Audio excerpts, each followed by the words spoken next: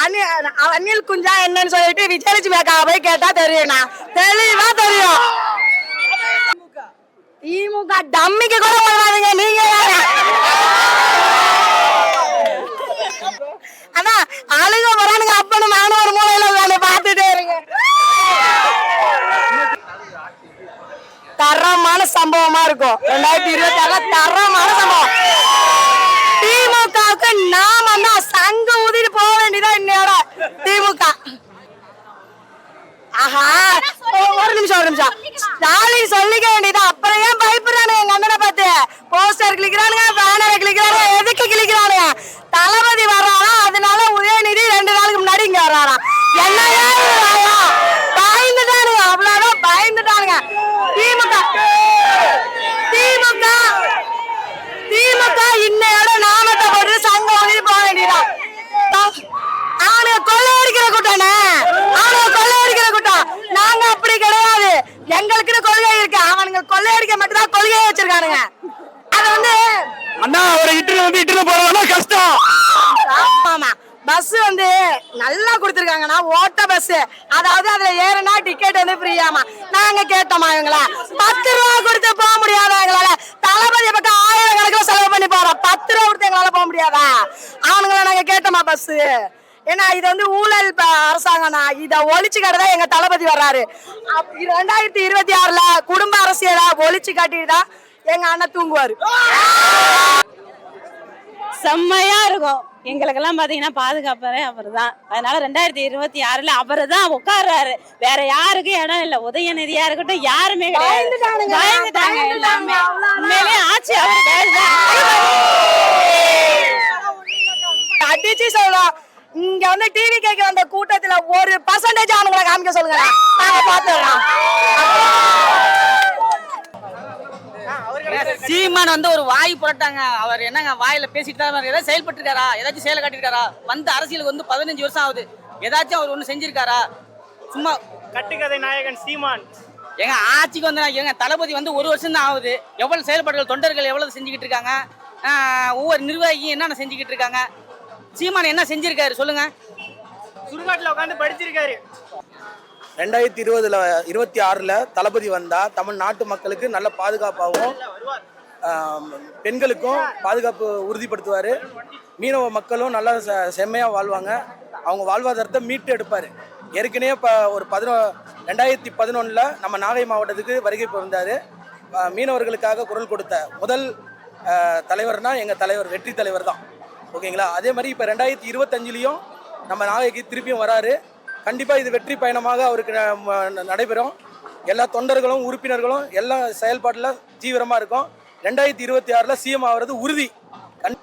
ஆளுங்கட்சிலாம் வந்து சொல்லுவாங்க, செயல்பாட்டில் வந்து அந்த அளவுக்கு கிடையாது. பெண்களுக்கு பாதுகாப்பு இல்லைங்க. மெயினா பெண்களுக்கு பாதுகாப்பு, பெண்களோட சப்போர்ட் எல்லாமே தளபதி கிட்ட தான் இருக்கு. அதனால தளபதி தான் எப்பொழுதுமே.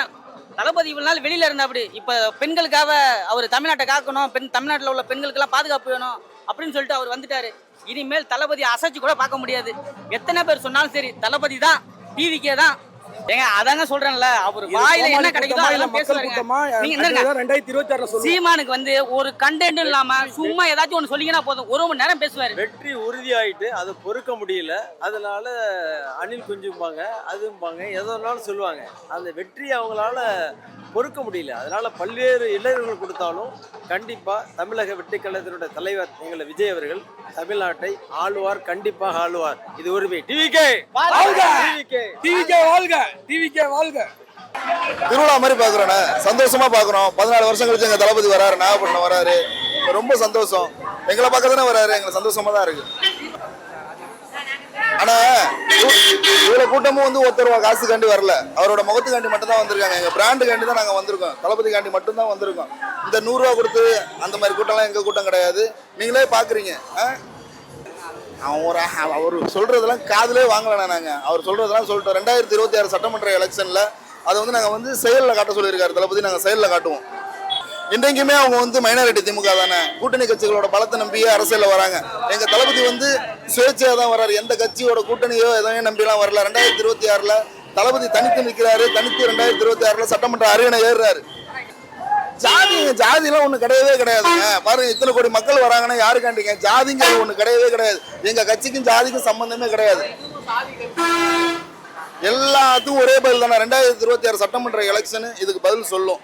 கண்டிப்பா ஜாதி ஒழியும். 2026 எங்க அண்ணன் வராரு, கண்டிப்பா மூடுவாருண்ணே. மது இல்லாத தமிழகம் உருவாக்குவோம், தரமான கல்வியை கொடுப்போம், தரமான மருத்துவத்தை கொடுப்போம். எங்க அண்ணன் வந்தாருன்னா இளைஞர்களுக்கு வேலை வாய்ப்பு கொடுப்பாரு. கண்டிப்பா சட்டமன்ற எலெக்ஷன்ல ஜெயிச்சு பாருங்க செய்வாரு. அவர் பேசுறதெல்லாம் நீங்க எல்லாம் ஒரு பொருட்டாவே எடுத்துக்க கூடாதுண்ணே. அவர் பேசுறது வந்து சிரிப்பு தான் வருது. அவர் எங்க உண்மையை பேசுறாரு? எல்லாமே போய் தான் பேசுறாரு. அடுத்தவன்ட்ட காசு வாங்கிட்டு அரசியல் பண்ணிட்டு இருக்காரு. அவர் பேசுற நாடகம்லாம் எங்களுக்கு தெரியாதுன்னு நினைக்கிறாரா? அவர் நடிக்கிறாரு. அவங்கெல்லாம் காசு சம்பாருது. ஏன்னா யூடியூப் பேருக்காண்டி அவங்க வந்து விமர்சனம் பண்றாங்கண்ணே. அவங்க பேச்செல்லாம் ஒரு பெருசாவே எடுத்துக்காதீங்க. எங்கள் ஊருக்கு வரது எங்களுக்கு சந்தோஷம்தான். ரொம்ப வருஷமாக வெயிட் பண்ணிகிட்டு இருக்கோம் பார்க்கறதுக்கு. இப்போ வரதுறாரு, ரொம்ப ஹாப்பி. என்ன வேணால் சொன்னால் பரவாயில்ல. தளபதி அவர்களுடைய இது அவருக்கு தெரியும். என்ன பண்ணணும் ஏது பண்ணணும் அவருக்கு தெரியும். அவருடைய கொள்கை நல்லபடியாக இருக்கும். வருமா எப்படின்னு தெரியல. ஆனால் எங்களோட ஆட்சி அமையணும்னு நாங்கள் சிறப்பாக வேண்டிக்கிறோம். எங்கள் ஊரை பற்றி இப்போ வெளில தெரிய அதிகமான வாய்ப்பு இருக்குது. இப்போ விஜய் மாதிரி ஒரு பெரிய ஆள் ஒரு ஆள் இங்கே எங்கள் ஊரை வந்து எங்களுக்கு பிரச்சனையோ எல்லாத்தையும் பற்றி பேசுறதுக்கு குரல் கொடுக்க ஒரு ஆள் இருக்குது. அதை நினைக்கிறப்ப ரொம்ப சந்தோஷமாக இருக்குது. என் ஊர்லாம் வந்து கடலோட பகுதி. மீனவர்களுக்காக குரல் கொடுக்குறதுங்கிறது ரொம்ப பெரிய விஷயமா நான் பார்க்குறேன். தமிழ்நாட்டுக்கு நல்லது பண்ணுவாருன்னு நம்மளுக்கு தெரியும். ஏன்னா இவ்வளோ பேர் வந்து எல்லாம் அவர் வந்து அரசியலுக்கு ஒரு பணத்துக்காண்டி மட்டும் இங்கே வரல. அவரே சொல்லிட்டாரு, நான் எனக்கு தேவையான பணத்தை நான் சம்பாரிச்சிட்டேன், இதுக்கப்புறம் நான் அரசியலுக்கு வந்தால் சம்பாதிக்கின்ற ஒரு அவசியம் கிடையாது அப்படின்றது தளபதி சொல்லிட்டாரு. என்ன ஒரு அரசு அது நல்லது பண்ணு வராரு. சீமான்னு சொல்றாரு, அதெல்லாம் நம்மளுக்கு தேவையில்ல. நான் டிவிக்கே தளபதி தொண்டன், அவ்வளோதான். சீமான் பஸ் தமிழ்னாரு, இப்ப தம்பி இல்லைங்கிறாரு. அவர் இன்னும் ரசிகர் மன்றத்துல நாங்க சின்ன வயசுல இருந்தே இருக்கோம். ரசிகர் மன்றத்துல இருக்கோம். ரசிகர் மன்றத்துல இருக்கேன். இப்போ கட்சி ஆரம்பிச்சு நான் வரல. நாளைய திருப்பி நான் ரசிகர் மன்றத்துல இருக்கேன். எனக்கு அவரை பத்தி தெரியும். அவர் 270 கோடி சம்பாதிக்கிறாரு. 4 படம் சம்பாதிச்சா எவ்வளவு கிடைக்கும் உங்களுக்கு தெரியுமில்ல? ஒரே ஒரு வேண்டுகோள் தான், இங்க வர கூட்டமும் அனைத்து மக்களும் தளபதிக்காண்டி இந்த வாட்டி ஓட்டு போட்டு தளபதி ஜெயிக்க வைக்கணும், அவ்வளவுதான். ஓகேவா? மற்றபடி எதுவுமே கிடையாது. இந்த எல்லாமே கூட்டம் கூட தான் ஓட்டாயிடுமா? இந்த கூட்டம் ஓட்டு ஆகணும் தளபதிக்காண்டி, அது மட்டும் தான் முக்கியம். ஒரு மகிழ்ச்சியா இருக்கு அவர் வரதில்லை எங்களுக்கு. இப்போ வந்தாருன்னா எல்லாருக்கும் நல்லது பண்ணுவாப்புல. அரசியலுக்கு வந்து இந்த அரசியலே மாற்றணும். இந்த அரசியலை மாற்றி இவரை கொண்டு வந்தால் இளைஞர்களுக்கு நல்லா இருக்கும். நோட்டு தேர்வை கொஞ்சம் ரத்து பண்ணுவார். அதனால் அவர் வர்றது எல்லாரும் எது வேணாலும் சொல்லாங்க. நம்ம முடிவு பண்ணுற மக்கள் முடிவு பண்ணுறதுல தாங்க இருக்குது. யார் வரணும் யார் வரக்கூடாதுங்கிற மக்கள் முடிவு பண்ணுறதுல தான் இருக்குது. தளபதி வருவார், வந்து எல்லாருக்கும் எல்லாம் பண்ணுவார். அதான் ப்ரோ, யார் வேணாலும் எது வேணாலும் சொல்லலாம் ப்ரோ. நம்ம காதல வாங்க போயிட்டே இருக்க வேண்டியதான்.